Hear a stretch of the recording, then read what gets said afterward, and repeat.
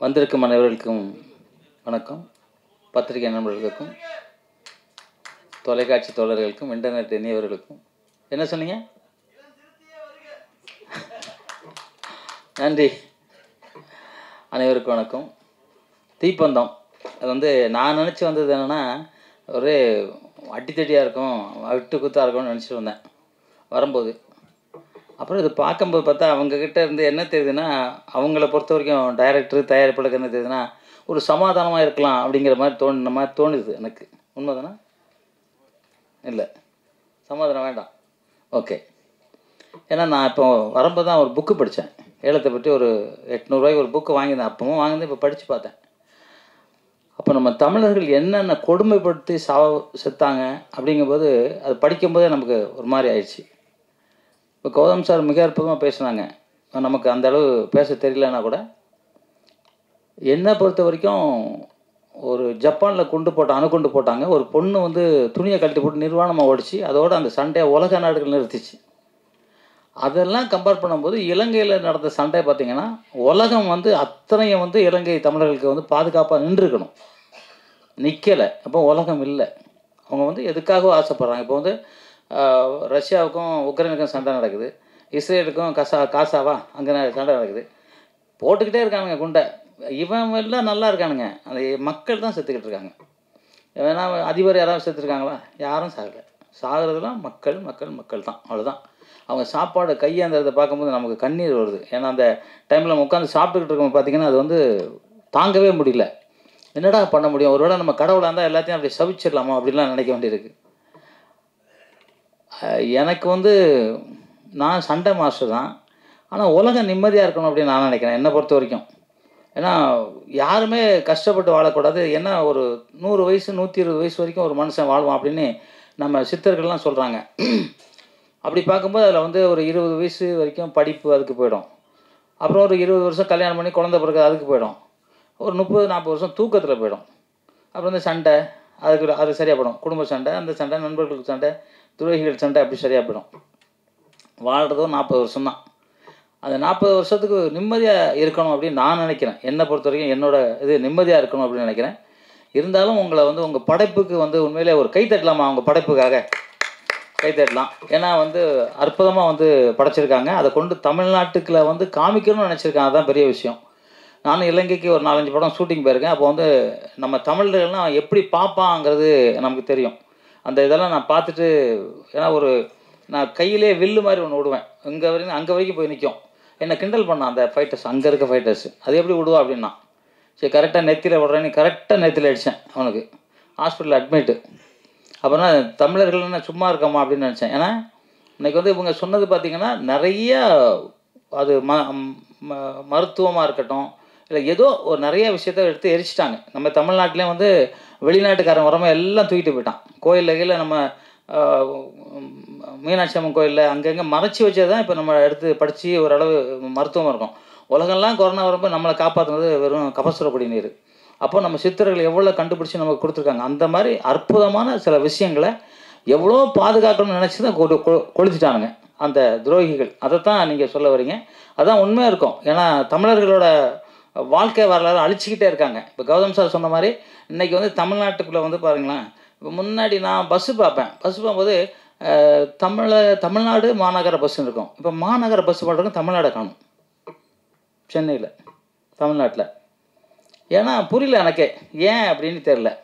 இங்கேயும் ஒரு போராட்டம் போடணுமா என்ன அப்படிங்கிறது எனக்கும் புரியல. ஏன் தமிழ்நாடு, இப்போ கேரளா போனால் அவங்க கேரளா போட்டிருக்காங்க, கர்நாடகா போனால் கர்நாடகா, தெலுங்கு தேசம் போனால் தெலுங்கு தேசம், பாம்பே போனால் மகாராஷ்டிரா, எந்த ராஜஸ்தான், எல்லா ஊர்லேயும் அந்த ஊர் போட்டு தான் பாடுறாங்க. இப்போ நம்ம ஊரில் மட்டும் தமிழ்நாடு எடுத்துட்டாங்க. ஏன்னே தெரில, யாரும் கேட்கல. ஏன்னா கேட்கக்கூடாதுன்னு நினைக்கிறாங்களா?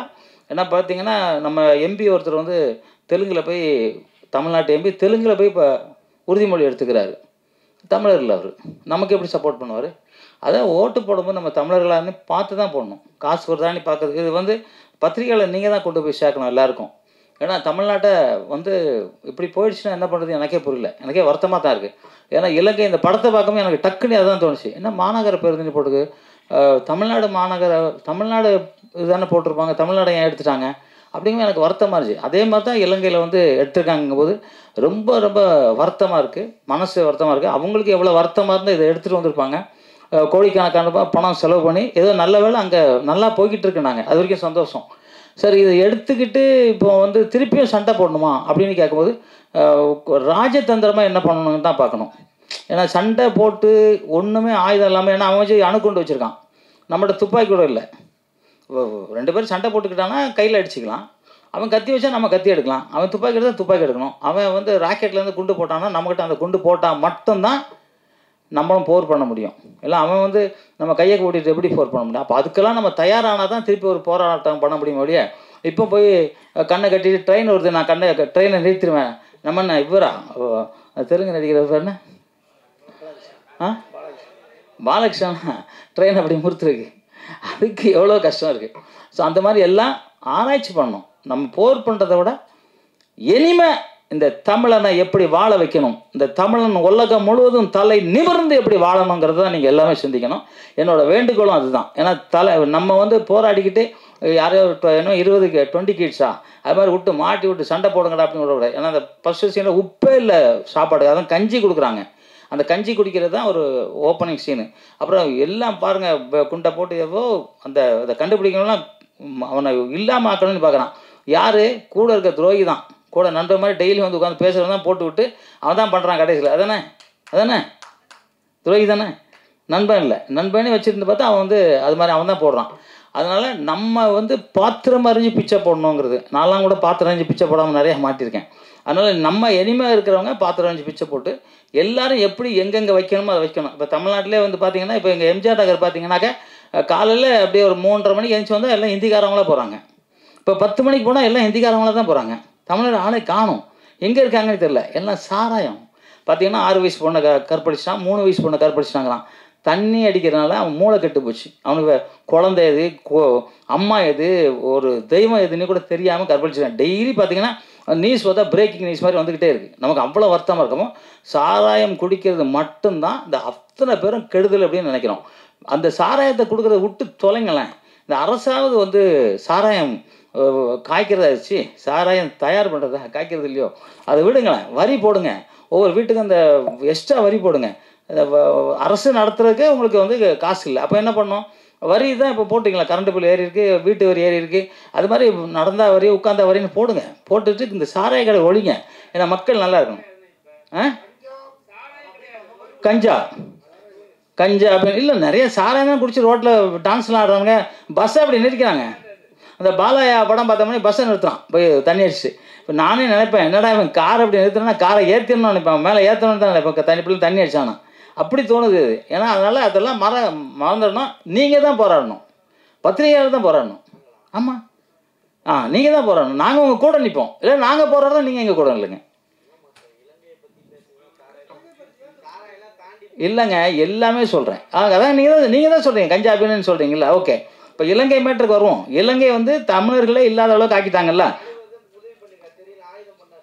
புரட்சி தலைவர் தானே, தெரியுமா? நாங்கள் தான் இருந்தேன். அதே மாதிரி நீங்கள் வந்து இங்கேயும் அந்த மாதிரி இருக்குது. தமிழர்களை எங்கேயுமே அழிச்சிடக்கூடாது. தமிழர்கள் ஒத்துழைப்பாக இருக்கணும் அப்படின்னு தான் நான் சொல்கிறேன். தமிழர்கள் ஒத்துழைப்பாக இருங்க, அப்போ தான் நம்ம நாடு நல்லாயிருக்கும், எல்லாமே சந்தோஷமாக இருக்கும். இல்லை எங்கே நடந்தாலும் சரி, சண்டை நடந்துக்கிட்டு தான் இருக்குது, நம்ம பார்த்துக்கிட்டு தான் இருக்கோம். டெய்லி பார்க்குறோம் சண்டை. சாப்பிடும்போது பார்க்கும்போது கண்ணு கலங்குது, ரத்த கண்ணீராக வடிக்கிறோம். அது மாதிரி சமாதானமாக இருக்கணும் உலகம் ஃபுல்லாக அப்படின்னு நினைக்கிறேன். எல்லாருக்கும் எல்லாம் கிடைக்கணும். இறைவன் எல்லாரையும் படைச்சது 10 மாதத்துலாம் எல்லாருக்கும் கிடைக்கணும்னு நினச்சி இந்த விழா ரொம்ப சிறப்பாக அங்கேருந்து இங்கே வந்திருக்காங்க. அவங்களுக்கு நான் மீண்டும் ஒரு பாராட்டுதல் சொல்லிவிட்டு, நீங்கள் பணம் போட்டீங்க, அந்த பணத்தை நிறையா எடுத்து உங்கள் குடும்பத்தையும் மற்ற மக்களையும் காப்பாற்றுறக்க உங்களுக்கு நாங்களும் தமிழர்களாக துணை நிற்போம்னு சொல்லிக்கொண்டு, எப்பவும் சொல்கிற மாதிரி உலகத்திலே மூத்த மொழி என் தாய்மொழி தமிழ்மொழி. அந்த தமிழ் வாழ்க, தமிழ் வெல்க, தமிழன் வென்றே தீர்வான். நன்றி, ஜெய்ஹிந்த். கலை உலக ஜாம்பவான்களுக்கும் பத்திரிகை ஊடக நண்பர்களுக்கும் வணக்கம். ஈழத்தை பற்றி முழுசாக தெரிந்த முன்னோடிகள் இங்கே இருக்கிறாங்க, அதுக்குள்ளே நான் போகல. இந்த தீப்பந்தம் அப்படிங்கிற படத்தில் உடைய என்னை பாதித்த ஒரு நடிகனாக 2-3 பதிவுகளை பற்றி நான் பண்ணிடுறேன். தீப்பிடிக்க முத்தம் குடுடா என்ற பாடல் வரிகளுக்கு மத்தியில் ஒரு தீப்பந்தம் ஏந்தி தீர்வு கேட்டு வந்திருக்கிறது என்று சொல்லலாம்.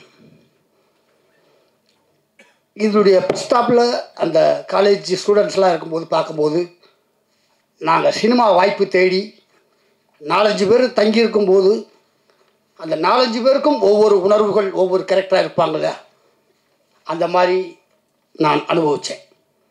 அந்த சீன்ஸ்லாம் எனக்கு அப்படி தான் பட்டது. அதுக்கப்புறம் அவர் அந்த கிணத்துக்குள்ளே விழுந்ததுக்கப்புறம் இவரை யார் கொலை பண்ணியிருப்பா அப்படின்னு பார்க்கும்போது பல வகையில் சந்தேகம் ஏற்படும் போது அந்த வெத்தலையை 2ஆக கிழிக்கும் போது ஒரு க்ளோஸ்அப் ஷாட் வரும். அங்கேயே தீர்மானித்தேன், இந்த கொலையை இவர் தான் பண்ணியிருக்கணும் அப்படின்னு. அதுக்கப்புறம் கூட அவர் அது முடிய போட மாட்டேன்னு சொன்னால் கூட, முடின்னு சொன்னோன்னு தான் எனக்கு ஞாபகம் வருது, முடிய போட மாட்டேன்னு சொன்னால் கூட எனக்கு அந்த 2ஆக கிழிக்கும் போது ஒரு க்ளோஸ்அப் ஷாட் தேவையில்லாமல் ஏன் அங்கே ஒரு க்ளோஸ்அப் ஷாட் வந்தது, ஓ ரைட், இந்த இவருக்கும் அந்த கொலைக்கும் ஏதோ ஒரு சம்பந்தம் இருக்குது அப்படின்னு தோணுச்சு. பட் கல்வியை பற்றி நிறையா சொல்லிச்சு. கல்வி எல்லோருக்கும் கொடுக்கப்பட வேண்டும் அப்படிங்கிறது ஈழத்தில் ஏற்பட்ட இழப்புகளையும் பாதிப்புகளையும் அணித்தரமாக இதில் நிறைய சொல்லியிருக்கு. இந்த படத்தில் நடித்த நடிகர்கள் எனக்கு இதுக்கு முன்னாடி அறிமுகம் இல்லை. ஆனால் படம் பார்க்கும்போது என்னுடைய மனதுக்கு நெருக்கமாகவே எல்லோரும் இருந்தார்கள் அப்படின்னு சொல்லலாம். ஏன்னா நான் தினசரி ஒரு 2-3 இலங்கை சார்ந்த நண்பர்கள் ஃபோன்லேயோ இல்லை நேர்லேயோ சந்தித்து பேசக்கூடிய வாய்ப்பு எனக்கு ஏற்பட்டது. அது கூட இந்த கடலை மிட்டாய்க்கு சில வசனங்களுக்கு எங்களுக்கு அர்த்தம் தெரியாமல் இருக்கலாம். அந்த கடலை மிட்டாய்க்கு என்னமோ சொன்னாங்களே, இது என்னவா இருக்கும், அல்வாடுறாங்க, ஏதோ பேர் சொன்னாங்களே, என்னன்னு அந்த கடலை மிட்டாயை காமிச்சு இது கொடுக்கும்போது தான் ஓ கடலை மிட்டாய்க்கு தான் இப்படி ஒரு பேர் இருக்கா அப்படின்னு தெரிஞ்சு. இந்த மாதிரி பல விஷயங்கள் இதில் பேன் இண்டியா அளவில் பல குத்துப்பாடல்கள் இல்லை, ரத்தம் செந்தலை, ஏகப்பட்ட பொருட்செலவு சேதம் இல்லை. அப்படி இருந்தாலும் அங்கங்கே அவர்கள் நினைத்ததை பதிவு செய்திருக்கிறாங்க. ஏன்னா எங்கள் மேனேஜர் பிஆர்ஓ சார்கிட்ட கூட கேட்டேன், சார் இது ஸ்ரீலங்கா படம் ஸ்ரீலங்காவில் ஓட போதா இல்லை இங்கே ஓட போதா அப்படின்னு கேட்டேன். எனக்கு இதுவரை கூட தெரியாது. ஸ்ரீலங்கா மக்கள் ஸ்ரீலங்காவுக்குள்ளே படம் எடுத்து அங்கே ரிலீஸ் பண்ணுறாங்க, அங்கேயும் தமிழ் மாதிரி அங்கே ஒரு குரூப் இருக்குது, ஒரு ஒரு தொழில்நுட்ப கலைஞர்கள் இருக்காங்கிறதே எனக்கு இப்போ சார்கிட்ட கேட்டு தான் தெரிஞ்சுக்கிட்டேன். அதுவும் சார் பேசும்போது இது 3வது படம் அப்படின்னு சொன்னாங்க. உண்மையிலேயே அனைவருக்கும் வாழ்த்துக்கள். ஏன்னா இப்படி படைப்புகள் நிறையா வரணும், வெற்றி பெறணும். இது ஒவ்வொரு ஃப்ரேமும் பிரித்து பேசக்கூடிய பல தொழில்நுட்ப கலைஞர்கள் இருக்கிறாங்க. அவங்களுக்கெல்லாம் வழிவிட்டு இப்படி ஒரு அருமையான படத்தை பார்ப்பதற்கும் தொழில்நுட்ப கலைஞர்கள் அனைவருக்கும் என்னுடைய மனமார்ந்த வாழ்த்துக்கள். இந்த மாதிரி படைப்புகள் நிறைய வர வேண்டும் என்று வாழ்த்து விடுகிறேன். நன்றி, வணக்கம். அனைவருக்கும் வணக்கம். 3 நிமிடத்தில் முடித்துக் கொள்கிறேன். நேரமின்மை காரணமாக இந்த தொழில்நுட்ப கலைஞர்களை தோழர் ராசி அழகப்பனும் அஜயன் பாலாவும் பேசியதை நான் வழிமுறுகிறேன் உள்ளன்போடு. நாங்கள் ஈழத்தை சார்ந்த நண்பர்கள் எழுத்தாளர்களை பார்க்கும் போதெல்லாம் ஒன்றை சொல்வது வழக்கம். தம்பிகளே, இயக்கம் விட்ட இடத்தை இலக்கியம் தொடர வேண்டும், கலை தொடர வேண்டும். அரசியலை உலக அரங்கில் கொண்டு போய் சேர்ப்பதில் ஏதோ ஒரு தவறு நிகழ்ந்து விட்டது. கலையும் இலக்கியமும் அதை செய்ய வேண்டும் என்று வலியுறுத்தி கொண்டே இருப்போம். மருது சார் நாங்கள்லாம் அதை இந்த யுத்தம் நடந்தபோது 15 வயது இருந்த தம்பிகள் அதை செய்திருக்கிறார்கள். அனைவருக்கும் உங்கள் சார்பாக வாழ்த்துக்கள். தீப்பந்தம் என்றவுடன் நான் ஏதோ ஒரு போர்க்கள காட்சிகளை கொண்டு வரக்கூடிய ஒரு திரைப்படமாக இருக்கும் என்று நான் நினைத்தேன். அதற்கு மாறாக வேறொரு தளத்தில் இந்த கதையை யோசித்திருக்கிறார்கள். வன்முறை என்பது அறிவுசார் தளத்தில் நிகழ்த்தப்படுகிற வன்முறை, அதாவது கல்வி தரப்படுத்துதல், நூலகத்தை எரித்தல் என்கிற ஒரு ஆவணத்தை மிக அழகான கதையாக்கியிருக்கிறார்கள். இந்த தொடக்கம் இன்னும் நல்ல நல்ல திரைப்படங்களை உலக அரங்கில் எடுத்துச் சொல்லக்கூடிய படங்களாக வர வேண்டும் என்று நான் வாழ்த்துகிறேன், நம்புகிறேன். ஒரே ஒரு செய்தியை சொல்கிறேன் தம்பிகளே. அதாவது இந்த கதையை சொல்லும்போது நம்ம பேசும்போது கூட ரொம்ப வீரமாகவும் உணர்ச்சி வசப்பட்டும் இல்லை சோகமாகவும் பேசுகிறோம். அப்படி ஒரு கதையை அவர்கள் சொல்லியிருக்கலாம். ஆனால் அப்படியெல்லாம் அவங்க சொல்லவே இல்லை, உணர்ச்சி பூர்வமாக சொல்லவே இல்லை. மிக பகடியாக எல்லலாக சொல்கிறார்கள். அது ஒரு வசனம் வரும், அடுத்த மசுரை பிடுங்கி தான் நம்ம வாழணுன்னா அப்படியே வாழ்ந்துட்டு போகிறோம் அப்படின்னு வரும். அங்கே பிடுங்க போகிற மசுர் ஒருத்தர் என்ன மாதிரி ஒருத்தர் இருக்கார். அதற்குள்ளே இருக்கிற அரசியல் மிகவும் நுட்பமானது. அதை சொல்வதற்கு நேரம் இல்லை, நான் எழுதுகிறேன். எல்லோரும் அறிந்திருப்பீர்கள். ஒரே ஒரு செய்தியை சொல்கிறேன். இந்த படத்தில் ஒரு வசனம் வருகிறது. நாங்கள் நல்ல விஷயத்தை செய்யும் போதெல்லாம் எங்களை சுற்றி ஏதோ பிசாசுகள் வந்து அதை கெடுத்து விடுகின்றன என்று சொல்கிறார்.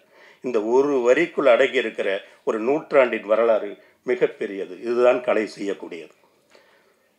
தோழர்களே, நண்பர்களே, தம்பிகளே, இங்கும் நாங்கள் ஏதாவது நல்ல விஷயத்தை செய்ய நினைக்கும் போதெல்லாம் ஒரு பிசாசு கூட்டம் 2000 ஆண்டு காலமாக தடுத்து கொண்டே இருக்கிறது.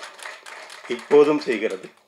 இங்கே அறிவுசார் தளத்தில் நிகழ்த்தி இருக்கிறது. கௌதமன் தொட்டு சென்றார். இங்கே கல்வித்துறையில் எப்படி நிகழ்த்தப்படுகிறது என்று.